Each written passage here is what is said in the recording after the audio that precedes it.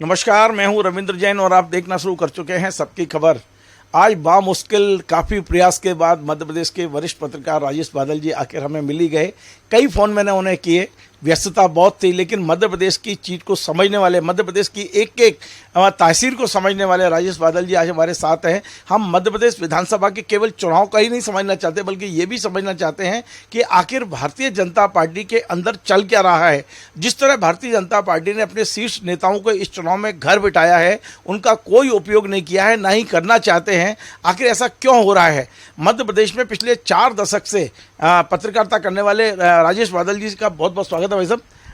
भाई साहब, मैं यही समझना चाहता हूं कि आखिर भारतीय जनता पार्टी ने अपने इन वरिष्ठ नेताओं को, चाहे कृष्ण मुरारी मोघे जी हों, मेघराज जैन हों, उमा भारती जी हों, प्रभात झा जी हों, ऐसे तमाम सारे नेता हैं, करीब 2 दर्जन नेता हैं जिन्हें पूरी तरह घर बिठा दिया है।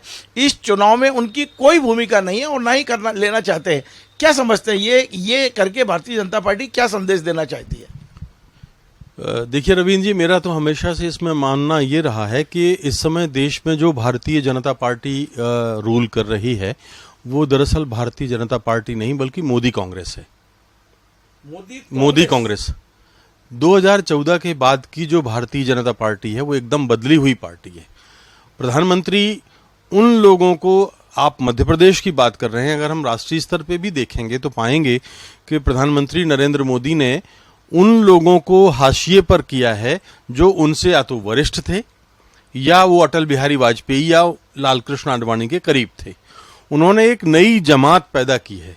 ये जमात सिद्धांतों पर और भारतीय जनता पार्टी के जो चाल चरित्र और चेहरे और शुचिता की जो बात करती है, ये उनका पालन नहीं करती। ये एन केन प्रकारेण सत्ता में बनी रहना चाहती है। तो इसलिए उसको इस बात से परहेज नहीं है कि जो मोदी के समर्थक हैं वो कांग्रेस के हैं या किसी दूसरी समाजवादी पार्टी से आए हैं या कम्युनिस्ट हैं। वो किसी भी पार्टी के विचारधारा के लोगों को ले सकती है। और अच्छी बात यह है कि किसी पर कितने भी गंभीर भ्रष्टाचार के आरोप लगते रहे हों, जैसे ही वो मोदी कांग्रेस ज्वाइन करता है वो तुरंत पवित्र हो जाता है, गंगा में नहा लेता है। तो एक बात तो ये है। तो अब आप मध्य प्रदेश के जो नाम ले रहे हैं वो बात बिल्कुल सही है। देखिए, मोदी के अंदर एक अधिनायक तो है, इसमें तो कोई दो मत है नहीं। और अधिनायक जो होता है वो अपने बराबर किसी को पनपने नहीं देता। वो नहीं चाहता कि कोई भी दूसरा जनाधार वाला नेता पैदा हो। अब मजबूरी ये थी कि मध्य प्रदेश की स्थितियां इतनी खराब हो गई थीं, इसलिए उन्होंने एक चिट्ठी लिखी जिसमें शिवराज सिंह का हवाला दिया और एक आध जगह कहीं शिवराज सिंह को थोड़ा सा तरजीह दे दी। अन्यथा आप देखिए कि मध्य प्रदेश में अगर आप देखें तो जिन नेताओं का आपने नाम लिया, इसके अलावा मुख्यमंत्री शिवराज सिंह हैं, उमा भारती हैं, या जो भी हैं जनाधार वाले नेता हैं और जो राजनीति में मोदी से वरिष्ठ हैं। शिवराज सिंह कोई जूनियर तो है नहीं। लालकृष्ण आडवाणी उनको प्राइम मिनिस्टर मटेरियल बता चुके हैं। उमा भारती एक ऐसी नेत्री है जो खजुराहो से कई बार जीतती है, भोपाल से जीत के दिखाती है, उत्तर प्रदेश के झांसी से जीतती है, चरखारी से जीतती है। तो वो पार्टी को उन लोगों की आवश्यकता नहीं है जो प्रधानमंत्री या अमित शाह से वरिष्ठ हैं या वो परंपरागत सिद्धांतों पर चलने वाली पार्टी से जुड़े हुए हैं। आप देखिए, इसीलिए तो एक पार्टी के अंदर इन दोनों भारतीय जनता पार्टी में कई पार्टियां हो गई हैं। अब दूसरी बात एक और है कि जिन लोगों पर हमारी नजर जाती है मध्य प्रदेश में रहने के नाते, आपने नाम जिनके लिए वो, लेकिन होता यह है कि जब भी जहां भी भारतीय जनता पार्टी 2014 के बाद जीती, हालांकि संख्या बहुत कम है, वो जेब से एक मुख्यमंत्री निकालते हैं, जो एक प्रक्रिया लोकतंत्र में उचित नहीं है। चौंकाते हैं वो मुख्यमंत्री के नाम पर। झारखंड में उन्होंने रघुवर दास को लिया था, उत्तराखंड के तो आप याद ही नहीं कर पाएंगे। गुजरात, उनके अपने राज्य, अगर गुजरात में आप मुख्यमंत्रियों का नंबर पूछेंगे तो शायद कोई ना बता पाए। तो वो चौंकाते हैं। अब ऐसी स्थिति में वो मध्य प्रदेश के उन लोगों को कैसे बर्दाश्त कर सकते थे जो स्वाभाविक रूप से योग्य होते हुए मुख्यमंत्री के पद के दावेदार हैं। लेकिन मैं आपसे ये जानना चाहता हूं कि आपने मोदी कांग्रेस ही क्यों बोला? मोदी भाजपा भी तो हो सकती है ये। देखिए, जैसे ही आप भारतीय जनता पार्टी बोलते हैं तो चूंकि मैं तो 1976 से पत्रकारिता मैंने शुरू की थी और 1977 का चुनाव कवर किया था, 80 का 79 का चुनाव कवर किया। और भारतीय जनता पार्टी का जब जन्म हुआ था, तो जैसे ही आप भारतीय जनता पार्टी का नाम लेते हैं, तो हमने लगातार, जैसे 43 साल हो गए इस पार्टी का जन्म हुए, तो 43 वर्षों में बीजेपी का नाम आते से ही, जब तक अटल बिहारी वाजपेयी और आडवाणी का युग चला, तब तक एक साफ सुथरी राजनीति करने वाली पार्टी का एक लेबल था, उसके ऊपर छाप थी। और ये छाप 2002-03 तक चली। तो मैंने कुशाभाऊ ठाकरे की बात मुझे एक अक्सर याद आती है, करीब 25 साल पहले जब वो अध्यक्ष थे पार्टी के, तब मैंने उनको इंटरव्यू किया था, तो उन्होंने कहा था जो गलत है वो गलत है, जो अनुचित है वो अनुचित है, जो दल बदल अगर गलत है तो गलत है। अब बताइए, जिन सिद्धांतों का पालन करते हुए हमारे और आपके दिमाग में जिस भारतीय जनता पार्टी की छवि बनती है, वो एक साफ सुथरे आधार पर, अच्छे लोकतांत्रिक आधार पर काम करने वाली पार्टी की है। जब वो पार्टी नहीं रही, आज आप कौन सा, असम के मुख्यमंत्री जो हैं वो कांग्रेस से आए हुए हैं, आप देख लीजिए। केंद्र में जो मंत्रिमंडल है उनमें कांग्रेस से गए कितने लोग हैं, आप देख लीजिए। तो पार्टी जो आजकल जो भारतीय जनता पार्टी जो प्रधानमंत्री मोदी और अमित शाह चला रहे हैं या जेपी नड्डा चला रहे हैं, उसमें ज्यादातर लोग तो वही हैं जो कांग्रेस से गए हुए हैं। ज्योतिरादित्य सिंधिया को देख लीजिए आप, और जो उनके अपने पुराने लोग थे वो हाशिए पर हैं। यशवंत सिन्हा कहाँ पर हैं? कितने दिनों तक, सुषमा स्वराज बेचारी अब नहीं है, लेकिन सुषमा स्वराज हाशिए पर रहीं, जब तक रहीं विदेश मंत्री के तौर पर उनका कार्यकाल बहुत अच्छा था। अरुण जेटली अपने आप को उपेक्षित महसूस कर रहे थे। आडवाणी जी का तो हमने देखा है कि क्या हाल हुआ। अटल जी का भी कोई बात के दिनों में बहुत उनका सम्मान तो नहीं हुआ। तो जो लोग मोदी जी चाहते हैं, और वो लोग वही हो सकते हैं जो सारे समझौते करके, सिद्धांतों पर नहीं, जिनके लिए, देखिए आपको अगर एक बात याद हो, जब मोदी प्राइम मिनिस्टर बने थे तो इन्होंने एक बात कही थी कि गुजरात का आदमी वो 1 पैसा तब खर्च करता है जब वो 10 पैसे कमा लेता है। तो उन्होंने अपने इर्द गिर्द ऐसे लोगों को इकट्ठा किया हुआ है जो 10 पैसे कमाते हैं तब 1 पैसा खर्च करते हैं। बादल जी, एक बहुत महत्वपूर्ण बात यह है कि जो आप कह रहे हैं वो आप बेशक कहते रहिए, पर भारतीय जनता पार्टी और संघ को ये लगता है और उनके नेताओं को ये लगता है कि जो मूल एजेंडा था संघ का, जिसके लिए संघ का गठन हुआ, जिसकी संघ नारे लगाता रहा, उसे तो इन्हीं ने पूरा किया। धारा 370 इनने हटाई है। आप देखिए पाकिस्तान में जो हालात थे, रोज हमले हो रहे थे, वो इनने किया है। आज आतंकवाद कम हुआ है, और अयोध्या में राम मंदिर का 22 जनवरी को वो होने वाला है।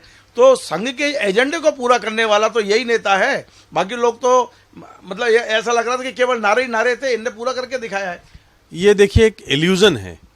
एक हमारे मित्र हैं जादूगर आनंद, वो अपने शो में एक इल्यूजन शब्द का इस्तेमाल करते हैं कि हम अपने दर्शकों के सामने भ्रम पैदा करते हैं। मति भ्रम या दृष्टि भ्रम, 2 तरह के भ्रम हैं। तो वो भ्रम पैदा करते हैं। मैं ये कहना चाहता हूं कि ये भी भ्रम पैदा करने का काम हो रहा है। आप ये बताइए, तो धारा 370 तो आपने देखा कि उन्हें नहीं हटाई है। अब अगर आप बारीक अध्ययन करेंगे तो मैंने तो 370 पर बहुत लिखा है। 370 पहले ही समाप्त हो चुकी थी, केवल संविधान में उन्होंने उस प्रावधान को खत्म किया है। नेहरू जी ने 1964 में कहा, 63 में कहा था कि ये 370 में खत्म करना है, और नेहरू जी ने बहुत सारे प्रावधानों को खत्म कर दिया था। फिर उसके बाद इंदिरा गांधी ने बहुत सारे प्रावधानों को खत्म किया, राजीव गांधी ने उसके प्रावधानों को खत्म किया। तो अब तो ये बची ही नहीं थी, केवल एक समझ लीजिए कि लिफाफा था, अंदर से उसका मजमून तो गायब था। गुलदस्ते में से फूल तो निकल गए थे, खाली गुलदस्ता। हाँ। तो और उदाहरण कहेंगे तो मैं उदाहरण भी बता सकता हूं कि जैसे कि जो अनुच्छेद 370 की आप बात कर रहे हैं, उस समय ये था कि कश्मीर में कि वहां मुख्यमंत्री को प्रधानमंत्री कहा जाएगा। अब इन्होंने आके तो नहीं प्रधानमंत्री बदला, वो तो कांग्रेस के जमाने में हो गया था। उसमें एक प्रावधान ये था कि जो देश का सुप्रीम कोर्ट है उसको कश्मीर का हाई कोर्ट जो है रिपोर्ट नहीं करेगा। ये कांग्रेस ने खत्म करा दिया। वहां पे जो विधानसभा थी, और जो वहां की एक अलग उसका नाम था, तो वो जो विधान बनाती थी, विधान परिषद ही मान लीजिए या विधानसभा मान लीजिए, या जो विधान समिति थी, वो भी सब कांग्रेस के जमाने में खत्म हो गई थी। तो बहुत सारे प्रावधान जो बड़े प्रावधान थे, और नेहरू जी के औपचारिक भाषण में है ये तो, कि हम ये फिलहाल है, जब तक है तब तक है। टाइम्स ऑफ इंडिया में उनका इंटरव्यू छपा था, उसमें नेहरू जी ने कहा था कि अनुच्छेद 370 जब तक है, हमें आज नहीं तो कल हटाना ही है, और कश्मीर में उसका स्वागत हुआ था। तो ये हटाने का श्रेय जो है, ये मैंने कहा ना, भ्रम पैदा किया गया है, कुछ बचा ही नहीं था। चलिए राजेश जी, हम मध्य प्रदेश लौटते हैं। मध्य प्रदेश में चुनाव चरम पर हैं और सब गली मोहल्ले चौराहे हर जगह चुनाव की चर्चा है। आप भी लगातार भास्कर के लिए भी कर रहे हैं और एक एक सीट पर आपकी नजर है। आपको मध्य प्रदेश किस करवट बैठता दिख रहा है ऊँट? देखिए, अगर एक पत्रकार होने के नाते और एक लोकतांत्रिक सेहत जो देश की है, प्रदेश की है, उसके एक शुभचिंतक होने के नाते आप मुझसे पूछेंगे तो मैं ये कह सकता हूं कि 20 वर्षों का कार्यकाल बहुत होता है।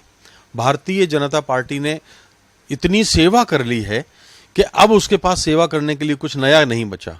मैं उदाहरण देता हूं आपको कि शिवराज सिंह जब आए तो उससे पहले उमा भारती और बाबूलाल गौर थे, उन्होंने कुछ कार्यकाल बिता लिया था। पहला कार्यकाल उनका छोटा सा था, हम मान सकते हैं कि ठीक। दूसरा कार्यकाल शिवराज सिंह का अच्छा था, कृषि को लेकर उन्होंने अच्छा काम किया। लेकिन तीसरा और चौथा कार्यकाल, माफ कीजिए, इतना खराब कार्यकाल रहा है, भ्रष्टाचार, ब्यूरोक्रेसी, नौकरशाही का जो वो तो, और उन्होंने अपने प्रतिद्वंदियों को निपटाया। तो अब ये जो शिवराज सिंह चौहान है, ये देश, मध्य प्रदेश की लोकतांत्रिक सेहत पर एक्सपायरी डेट की मेडिसिन की तरह रिएक्ट कर रहे हैं, ये मैं उस भाषा में कहूंगा। तो फिलहाल तो मुझे यही लगता है कि इस बार तो वो अभी भारतीय जनता पार्टी कमजोर स्थिति में है। मतलब परिवर्तन के संभावना देख रही है आपको? अब इसमें देखिए, मैं स्पष्ट तौर पर तो ये कह सकता हूं कि 2 महीने पहले कांग्रेस की स्थिति बहुत अच्छी थी और 130-40 सीटों तक लाडली बहना 1.25 करोड़ महिलाओं को जो लाभ मिल रहा है और जिसके दम पर शिवराज और बीजेपी कह रहे हैं कि हम इस बार 100% जीत रहे हैं, आपको लगता है इसका असर है मध्य प्रदेश में? देखिए, आज ही मेरे पास एक वीडियो आया है, कोई लड़की एंकर है उसमें, और उसने कम से कम 100 महिलाओं से इंटरव्यू किया, और वो इंटरव्यूज में छोटे उन्होंने कहा कि देखिए, अभी 5 महीने से इनको लाडली बहना सूझी है। हम कोरोना में, कोविड में मर रहे थे, 15 साल से हम परेशान थे, तब क्यों नहीं सूझी? अब ये 1-1 हजार रुपये महीने देकर के 5 महीने में 5,000 देकर के अगले 5 साल खरीदना चाहते हैं हमसे। ये लाडली बहना का उत्तर उस वीडियो में मेरे पास है। दूसरी चीज मैं ये कहता हूं कि लाडली बहना आप 1,32,00,000 महिलाओं को दे रहे हैं, लेकिन मध्य प्रदेश की महिला मतदाता 2,65,00,000 के आसपास हैं। अब उसमें से जाहिर सी बात यह है कि 1,35,00,000 या 40,00,000 महिलाओं को लाडली बहना का लाभ नहीं मिल रहा है, और नहीं मिल रहा है तो आप ये देखिए कि एक घर में, मैंने कम से कम 7-8 हजार जगहों पे इस तरह से अध्ययन किया उसका, तो ये पाया कि एक घर में मान लीजिए 2 महिलाएं हैं, तो एक महिला को मिल रहा है, एक को नहीं मिल रहा है। जो नहीं मिल रहा है, हो सकता है वो पात्र ना हो या पात्रता उसकी ना हो इस योजना के तहत जो अनिवार्य शर्तें हैं, लेकिन आपस में संबंधों में तो उसने खराश पैदा कर दी। तो आप जो ये देखिए कि अगर एक लाडली बहना जो है मुख्यमंत्री जी की प्रिय बहन, वो कमल को वोट करेगी, तो 2 महिलाएं उसके अगेंस्ट वोट करेंगी, क्योंकि उसको 1,000 रुपया नहीं मिल रहा है। आप ये सोचिए ना कि 2,65 में से 1,32 को ही तो मिल रहा है। मतलब आप ये कह रहे हैं कि जिनको लाभ मिल रहा है वो दें ना दें इसकी गारंटी नहीं है, लेकिन जिसको नहीं मिल रहा है वो आपको वोट नहीं देगा। और एक और कारण है प्रवीण जी, एक इसका ये मनोवैज्ञानिक अध्ययन आपको मतदाता का करना पड़ेगा कि जिस तरह से ड्रामे करते हैं ना शिवराज, नाटक करते हैं, बहनों के लिए कर दूंगा, कुछ भी कर दूंगा, जान चली जाए, ये हो जाए, कुछ भी नहीं होने दूंगा, आंखों में आंसू नहीं आने दूंगा, ये ड्रामे अचानक ही नहीं शुरू हो गए। आप बताइए, 14 साल, 15 साल, 16 साल तक तो ये ड्रामे नहीं होते थे। मुझे, हालांकि मैं कह सकता हूं कि एक शिवराज का रूप मैंने देखा है आज से 30 साल पहले, 25 साल पहले, और जब वो लड़कियों की शादी कराया करते थे, वो एक अच्छा रूप था। लेकिन ये ड्रामा उनका पकड़ में आ रहा है, ये नकली अभिनय है। तो ये अभिनय, इसका नुकसान क्या हो रहा है कि बहन तो ठीक है, बहनोई नाराज हैं उनके सारे। अब 1,32 बहनोई जो हैं उनके, वो उनसे बड़े खफा हैं, अगर वो शादीशुदा हैं सारी तो उसमें घर घर में क्या हो रहा है, वो महिला 1,000 रुपये 1,250 अपने घर पास रख रही है, वो पति को भी नहीं दे रही है, बच्चों तक भी खर्च नहीं कर रही है, वो तो मेरे हैं। शिवराज जी कहते हैं देना मत, अपने ऊपर खर्च करना। आप घर घर फूट डालना चाहते हैं, घर घर आप पारिवारिक बिखराव चाहते हैं, पारिवारिक तनाव की जो स्थितियां इस लाडली बहना ने पैदा की हैं, आप बुंदेलखंड देख लीजिए, बघेलखंड देख लीजिए, महाकौशल देख लीजिए, मालवा निमाड़ देख लीजिए, हर जगह ये पाएंगे। एक सवाल ये भी है कि क्या चुनाव के बाद ये इस तरह की योजनाएं चल पाएंगी, क्योंकि अभी ये जो 4-5 महीने हमने देखा लाडली बहना को लेकर, इसमें 26 विभागों का बजट डाइवर्ट किया गया है, कई जगह तनख्वाहें नहीं बढ़ी हैं, कई जगह के सारे पेमेंट रोक दिए गए हैं। तो क्या चुनाव के बाद चाहे वो कमलनाथ जी आए या शिवराज जी आए, क्या इस तरह की योजनाओं को आगे लागू रखना बहुत संभव है मध्य प्रदेश में? ये बहुत गंभीर सवाल है रवीन जी, क्योंकि भारत के संवैधानिक ढांचे का उल्लंघन है। भारत का संविधान हर हाथ को काम देने की बात करता है। भारत का संविधान ये बात करता है कि जो उत्पादन है और जो उसका मूल्य है वो जो आदमी को मिलना चाहिए, इस देश के नागरिक को मिलना चाहिए, उसमें एक निश्चित अनुपात होना चाहिए। वो निशुल्क देने की बात नहीं करता। तो आप ये जो मुफ्त देकर के भारत के संवैधानिक ढांचे को कमजोर कर रहे हैं, देश के आदमी को आलसी बना रहे हैं, ये गलत है, ये नहीं होना चाहिए। और इस देश का जो नागरिक है, प्रदेश का जो नागरिक है, मजदूर है, बिजली वाला है, कपड़े वाला है, जो भी है, वो मेहनत करना चाहता है। खेतीहर मजदूर है, वो मेहनत करके कमाना चाहता है। लेकिन यही तो कांग्रेस ने भी किया है, उन्होंने अपने घोषणा पत्र में ये सब चीजें कर दी। मेरे को मोटे तौर पे ये लग रहा है कि 35,000 करोड़ रुपया प्रति वर्ष केवल इन घोषणाओं को, ये फ्री की रेवड़ियों के लिए चाहिए, तो कांग्रेस चला पाएगी। मान लीजिए कल कांग्रेस आ भी जाए तो भारतीय जनता पार्टी उसको सरकार ही नहीं चलाने देगी कि पहले ये मांगे पूरी करिए। अब यही तो हुआ ना, देखिए अब उत्तर प्रदेश में लाभार्थी योजना जो हुई, और उत्तर प्रदेश में तो प्रधानमंत्री जी ने सभाओं में कहा कि और उनके लोगों ने कहा कि आप तो नमक खा रहे हैं हमारा। अब नमक खा रहे हैं हमारा मतलब सरकार का नमक खा रहे हैं। योगी के दोबारा आने का जो एक बड़ा कारण है वो यही है कि जो मुफ्त बांटा गया है, आप वोट खरीद रहे हैं, आप मत खरीदने की कोशिश कर रहे हैं। तो इस देश का जो संवैधानिक ढांचा है वो ये नहीं कहता। अब कांग्रेस क्या करे? अगर मान लीजिए भारतीय जनता पार्टी 20 साल से सत्ता में है और इस तरह से वोट खरीद रही है, तो फिर उसको भी खरीदना पड़ेगा भाई। उसने वो कोई भजन करने के लिए तो आती नहीं है। भारतीय जनता पार्टी ने इस चुनाव में बड़ी चौंकाने वाला निर्णय ये लिया है कि अपने 7 सांसद और 1 राष्ट्रीय महासचिव को उतार दिया है। जब हम पार्टी के नेताओं से बात करते हैं तो वो ये कहते हैं हमारी स्ट्रेटेजी है, ये हमारा एक तुरुप की चाल है। आपको क्या लगता है कि इससे भारतीय जनता पार्टी को कुछ लाभ होगा, या क्या लगता है किस रणनीति के तहत ये 7 सांसद दिल्ली से भेज दिए गए हैं? देखिए, जब भेजा गया था उन स्थितियों की अगर आप कल्पना करें, तब निश्चित रूप से वो जो एक ट्रम्प कार्ड हो सकता था, लेकिन बाद में हमने देखा कि वो ट्रम्प कार्ड नहीं चल रहा है। कारण क्या है? जो मैंने अभी इल्यूजन शब्द का इस्तेमाल किया, भ्रम का इस्तेमाल किया, ये तय था कि शिवराज सिंह चौहान 5वीं बार मुख्यमंत्री नहीं बनने जा रहे हैं। अब नहीं है, और शिवराज सिंह चौहान का अपना एक औरा तो है मध्य प्रदेश में, आप इसका खंडन नहीं कर सकते। आप जब नहीं कर सकते तो प्रधानमंत्री ने ये, या पार्टी आलाकमान ने ये सोचा कि अलग अलग इलाकों में मुख्यमंत्री पद के जो गंभीर दावेदार हैं और अलग अलग जातियों के, आप देखिए मुरैना से वो राजपूत को केंद्रीय मंत्री नरेंद्र सिंह तोमर, जिनके बारे में कहा जाता रहा है कि वो शिवराज सिंह का विकल्प हो सकते हैं, तो ग्वालियर चंबल संभाग से उसको उतार दिया। बुंदेलखंड से प्रहलाद पटेल को उतार दिया, वो ओबीसी से आते हैं। वो महाकौशल से उतारा। हाँ, मतलब महाकौशल से उतारा, लेकिन वो दमोह से सांसद हैं, तो उन्होंने इलाकाई असर तो होता ही है ना। और जबलपुर भी, माफ कीजिए, बुंदेलखंड का ही पार्ट है एक तरह से। तो एक ओबीसी का वो चेहरा जिसके बारे में कहा जाता रहा है कि अगर ओबीसी की परंपरा का पालन करना है तो शिवराज का विकल्प प्रहलाद पटेल हो सकते हैं। फिर आप आदिवासी पे आ जाइए तो वो वहां फग्गन सिंह कुलस्ते को उन्होंने उतार दिया। फग्गन सिंह कुलस्ते एक आदिवासी चेहरे के रूप में, एक वरिष्ठ चेहरे पर, अब बचा एक सवर्ण, तो इंदौर मालवा से उन्होंने कैलाश विजयवर्गीय को उतार दिया, जिनको भी कभी शिवराज सिंह चौहान का विकल्प के तौर पर देखा जा रहा था। तो अब हर इलाके का मतदाता ये समझता है कि यार हमारे पास जो आदमी आ रहा है, चुनाव लड़ रहा है, ये हो सकता है शिवराज के बाद हमारे इलाके, हम अपने मुख्यमंत्री का तो चुनाव नहीं कर रहे हैं। प्रचार किया जा रहा है कि आप विधायक नहीं मुख्यमंत्री चुन रहे हैं। ये जो क्षेत्र आपने बताया, मैं यहाँ घूमकर आया हूँ, वहां पर बाकायदा ऑफिशियली ये प्रचार हो रहा है कि आप केवल विधायक नहीं चुन रहे हैं, आप मुख्यमंत्री चुन रहे हैं मध्य प्रदेश, तो मैंने कहा ना कि ये जब शुरू किया था उन्होंने तब उस समय था। तो क्या मध्य प्रदेश में आपके से 4-5 मुख्यमंत्री बनाने जा रही है बीजेपी? नहीं, दूसरी बात यह है रविंद्र जी कि वो जो उस समय जो स्थितियां थी एकदम अलग थी कि शायद आलाकमान को ये महसूस हो गया कि उनको एहसास हो गया कि इनके बाद भी पार्टी की स्थिति सुधरने वाली नहीं है।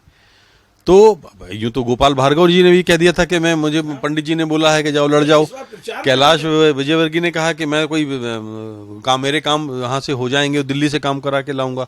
विधायक में रहा हूँ, मुख्यमंत्री में रह चुका हूँ, तो अब मैं कोई विधायक बनने के लिए थोड़े ही आ रहा हूँ। तो अब ये मान के चलिए कि ये सप्त ऋषि हो गए, 7 लोग हैं जो मुख्यमंत्री पद के दावेदार हैं। उमा भारती को हम गिन नहीं रहे अभी। तो अगर ये 7-8 लोग हैं और अब यू टर्न क्या सबने लेना शुरू कर दिया। प्रहलाद पटेल ने कहा कि हमारे में सबसे अच्छा योग्य कौन है? शिवराज सिंह चौहान। नरेंद्र सिंह तोमर ने भी अप्रत्यक्ष रूप से ये बात कही। फिर उसके बाद एक और बयान किसी का आया जिसमें उन्होंने कहा कि हम सब में योग्य शिवराज सिंह चौहान है।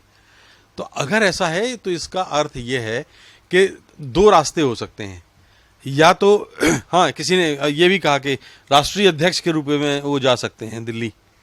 आपने कल ही परसों का एक साक्षात्कार आया था, नरेंद्र सिंह जी ने कहा है कि हमारे लिए राष्ट्रीय अध्यक्ष के लिए बड़े दावेदार हैं शिवराज। या तो ये है कि ये तो पक्का है कि शिवराज सिंह मुख्यमंत्री नहीं बनने जा रहे हैं। अब नहीं बनने जा रहे हैं तो उनकी अगली भूमिका क्या है? अगली भूमिका केंद्र में उनकी हो सकती है, जो कि प्लान बी था, जो अनचाहे नरेंद्र सिंह तोमर ने के मुंह से निकल गया है, क्योंकि अभी भी प्रधानमंत्री के प्रिय पात्र तो वो हैं। तो मुख्यमंत्री पार्टी के पास अनेक हो सकते हैं, लेकिन अभी शिवराज का विकल्प अभी इनके पास, मुझे कहने में कोई संकोच नहीं है कि ना प्रहलाद पटेल हैं, ना कैलाश विजयवर्गीय हैं, ना नरेंद्र सिंह तोमर हैं, ना फग्गन सिंह कुलस्ते हैं, ना कोई और है। अभी एक आखिरी सवाल और बड़ा महत्वपूर्ण सवाल है, ये जो भारतीय जनता पार्टी में अभी जो सीडी आई है नरेंद्र सिंह जी के बेटे की, तो 2 तरह की चर्चा है। भारतीय जनता पार्टी के नेताओं का कहना है कि ये कांग्रेस ने जारी की है, जबकि भारतीय जनता पार्टी में यदि अंदरूनी आप बात करें या हम लोग पत्रकारों से नेता जो बात कर रहे हैं, उनका कहना है कि जो बीजेपी की इंटर फाइटिंग चल रही है उसका ये परिणाम है। ये सीडी कहीं ना कहीं दिल्ली में सुरक्षित रखी गई थी और ये प्लान था, ये पूरा के पूरा स्क्रिप्ट था कि जब वो वहाँ चुनाव लड़ेंगे और चुनाव से जस्ट पहले ये जारी की जाएगी। आपको कोई सूचना हो या आपको अनुभव के आधार पर आपको क्या लगता है कि इससे कितना नुकसान होगा? क्या इस नुकसान की भरपाई नरेंद्र सिंह जी कर पाएंगे? देखिए, नरेंद्र सिंह तोमर तो पहले ही मुश्किल में थे और वहाँ तोमर बिरादरी जो है, जो मेरी जानकारी है, वो इनसे बहुत प्रसन्न नहीं है। और उसका कारण इनके पारिवारिक समारोह में उन्होंने कई लोगों को नाराज किया, बुलाया नहीं बेटे की शादी में। और इसके अलावा सामने मुकाबले में तोमर है, तो वो एक तोमर समीकरण तो है ही है। दूसरी चीज ये है कि आप उस वीडियो को देखें, सामने उस वीडियो कॉल में उनका बेटा है और जो इधर बात कर रहा है वो यूं बात कर रहा है और जो देख रहा है ऐसे। इसका मतलब जो तीसरा व्यक्ति जिसने वो वीडियो रिकॉर्ड किया है, वो इस एंड पे रिकॉर्ड किया गया है, जो उनको भैया बोल रहा है या जो गुरु बोल रहा है या जो बता रहा है कि 16 करोड़ आ गए हैं या 36 करोड़ आ गए हैं। तो इसका मतलब उसकी बिना सहमति के तो रिकॉर्डिंग नहीं हो रही है, और वो कांग्रेस का तो हो नहीं सकता जो उनके बेटे के से लेन देन की बात कर रहा है। तो जो तीसरा व्यक्ति है, वो व्यक्ति है, वो वही व्यक्ति है जो भारतीय जनता पार्टी के करीबी सूत्रों का होगा, नरेंद्र सिंह तोमर का भरोसेमंद होगा। उसी ने ये चीज़ें सब की हैं और बिना इशारे के तो नहीं की होंगी, ये बात बिल्कुल सही है। और जितनी हम प्रवृत्ति जानते हैं, देखिए एक दौर तो ऐसा भी था कि 2015-16 में नरेंद्र सिंह तोमर अच्छा काम कर रहे थे और उस वक्त दिल्ली में एक जगह में बैठा हुआ था, तो उन्होंने कहा कि यार मोदी जी के बाद कौन लोग हो सकते हैं जो प्रधानमंत्री बन सकते हैं। तब नरेंद्र तोमर का भी नाम आया था। वो इतनी खामोशी के साथ काम कर रहे थे और अपनी छवि को बड़ा मतलब बेदाग बनाए रखते हुए, तो निश्चित रूप से डेंट तो किया है। तो एक तो मालवा, आप तो खुद वहाँ के हैं, ग्वालियर चंबल संभाग में, एक तो भारतीय जनता पार्टी वैसे ही भारतीय जनता पार्टी से लड़ रही थी, क्योंकि अब तो सिंधिया, अब तो असली ज्योतिरादित्य सिंधिया की पार्टी है। महल जहां होता है वही पार्टी होती है। तो जिससे 50 साल से पार्टी लड़ते आई है, तो अब तो 2 पार्टियां तो वैसे ही हो गई।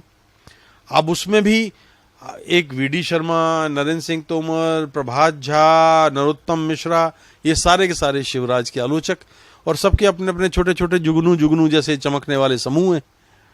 तो भारतीय जनता पार्टी ग्वालियर चंबल संभाग में, मध्य भारत में तो अपने आप को ही निपटा रही है। अंतर कलह से वो नुकसान उनको होगा। बुंदेलखंड में कांग्रेस से थोड़ा सा चूक हुई है, लेकिन बुंदेलखंड में भी भारतीय जनता पार्टी का अभी अपर हैंड इसलिए नहीं है कि उमा भारती का जितना अपमान हुआ है रविंद्र जी, आप दे दें, चॉपर दे दें, हेलीकॉप्टर दे दें, जो उन्हें करना है वो करना है। मैं उमा भारती को जानता हूं, आज से नहीं 50 साल से जानता हूं। तो उमा भारती का नेचर पढ़ने में मुझे काफी कभी भ्रम नहीं होता। आप क्या सोचते हैं कि हेलीकॉप्टर देकर के उमा भारती बीजेपी के सारे वोट डाल देंगे बीजेपी की झोली में, जबकि मुख्यमंत्री भी नहीं बनना है? उन्होंने तो अपने समाज को एक आह्वान कर दिया है वो तो कि यदि मैं वोट मांगने आऊं भी तो आप समाज के आधार पर वोट मत देना, आपको अच्छा लगे तो वोट देना। लगे तो वोट ये देना। कह चुकी हैं वो अपनी समाज इसलिए मैंने कहा। को, लोधी समाज को स्पष्ट कह चुकी हैं। अब आप देखिए कि लोधी समाज और ओबीसी का जो वर्ग है, यादव हैं बुंदेलखंड में, वो उमा भारती का अभी भी एक सम्मान तो है। उनका आध्यात्मिक छवि अलग है। हमने विजयराजे सिंधिया को, आपने भी देखा होगा कितने बार पैर छूते उमा भारती के। तो बुंदेलखंड में वो डैमेज कर रहा है कि उमा भारती का जो नुकसान कर चुके हैं मोदी जी, वो हो रहा है। तो कांग्रेस का नुकसान थोड़ा सा, कांग्रेस ने अपना ये समाजवादी पार्टी एंगल से अगर मैं कहूँगा, थोड़ा सा अखिलेश यादव को बात करके रख सकते थे। विंध्य में भारतीय जनता पार्टी में नारायण त्रिपाठी जो हैं वहाँ मैहर वाले, ठीक है, कोई मुख्यमंत्री नहीं बन जाएंगे, ना उनकी पार्टी सरकार में सत्ता में आएगी, लेकिन जितने उम्मीदवार वो उतार रहे हैं, और जो मेरी जानकारी है वहाँ ब्राह्मण और राजपूतों के बीच में काफी कुछ रहता है, और तीसरा वर्ग रहता है जो बीएसपी का वोट बैंक है। तो ऐसी सूरत में अभी तक ब्राह्मणों और राजपूतों का वोट भारतीय जनता पार्टी को मिलता रहा है। इस बार उसमें डेंट लग गया है। मतलब नारायण त्रिपाठी बीजेपी का नुकसान कर रहे हैं, जाहिर सी बात है। नारायण त्रिपाठी का वो कथन याद है आपको, जो उन्होंने सतना के सांसद गणेश सिंह के लिए कहा था कि ये राक्षस है? आपको याद है? नारायण त्रिपाठी ने ही तो कहा था कि ये राक्षस है और मैं इसके विनाश के लिए पैदा हुआ हूं। वो भी बीजेपी में थे और ये भी बीजेपी में थे। तो वहां है महाकौशल इस बार अपने मूल चरित्र पे लौट रहा है। मूल चरित्र से मेरा आशय ये कि महाकौशल में कांग्रेस ने कभी बहुत नुकसान ज्यादा नहीं उठाया और भारतीय जनता पार्टी कभी कभी चमकती रही है। तो इस बार आदिवासी इलाकों से कांग्रेस को समर्थन अच्छा है। सीधी का जो पेशाब कांड हुआ है उसने आदिवासियों के मन में अपमानित सा और ठगा हुआ सा महसूस कर रहे हैं। तो एक कारण तो वो है। और मालवा निमाड़ में माफ कीजिए कुछ बागियों ने स्थिति बिगाड़ दी है। जो संघ के जो लोग हैं उन्होंने अपनी पार्टी जो बनाई है वो इसलिए नहीं बनाई है कि वो भारतीय जनता पार्टी का विरोध करना चाहते हैं, बल्कि उन्होंने अपने उन सिद्धांतों पर चलते हुए पार्टी बनाई है कि जो जिन विचारों को लेके संघ चल रहा था, जिन विचारों को लेके भारतीय जनता पार्टी चल रही थी, ये वो पार्टी नहीं रही। तो हो सकता है कि वो भले ही 2 सीटें ना लेके आए, 4 सीटें ही उनको मिले या एक भी ना मिले, लेकिन डैमेज किसको करेंगे? भारतीय जनता पार्टी को नुकसान करेगा। तो आप देखिए कि पूरे मध्य प्रदेश में हर इलाके में भारतीय जनता पार्टी को नुकसान करने के लिए सामने जो मोर्चा है वो भारतीय जनता पार्टी ही है। और ये सुषमा स्वराज कहा करती थी, अगर आपने इंटरव्यू आपने भी लिया होगा, मेरे साथ एक इंटरव्यू में उन्होंने कहा था 1999 के चुनाव में कि राजेश जी बीजेपी को हमेशा बीजेपी हराती है। अंतिम, क्या आपको लगता है कि मध्य प्रदेश में इस समय किसी की वेव है, किसी के प्रति अंडर करंट है? एक व्यवस्था के प्रति नकारात्मक लहर तो है, और इसको मतलब विरोध में है, पक्ष में नहीं है। नकारात्मक किसी के पक्ष में, वो पक्ष में हो जाती है क्योंकि उसके विरोध में है। उसका कारण ये है रविंद्र जी कि भारत में और मध्य प्रदेश में भी किसी को लाने के लिए मतदाता वोट कभी नहीं करता, हटाने के लिए वोट करता है। आप कोई भी चुनाव देख लीजिए, वो हटाना है इसलिए वोट करें। चयन नहीं होता, रिजेक्शन होता है। हाँ, सिलेक्शन नहीं है, रिजेक्शन है। दिग्विजय सिंह को हटाना था। 91 में पटवा जी मुख्यमंत्री थे, जब बाबरी मस्जिद के बाद सांप्रदायिक दंगे बढ़ते, 18 में शिवराज जी को रिजेक्ट कर दिया था। कर ही दिया था। अब उन्होंने वोट खरीद लिए तो क्या करेंगे आप?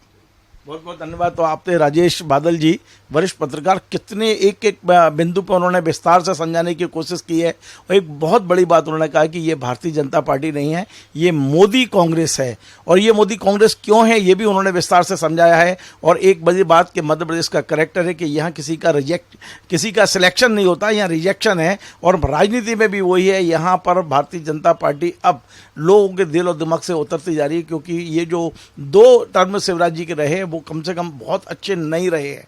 इस तरह का बादल जी का मानना है। आपको हमारा ये कार्यक्रम पसंद आया, आप इसे शेयर करें, लाइक करें, कमेंट करें और आपसे बार बार निवेदन है हमारे इस चैनल को सब्सक्राइब अवश्य करें। धन्यवाद।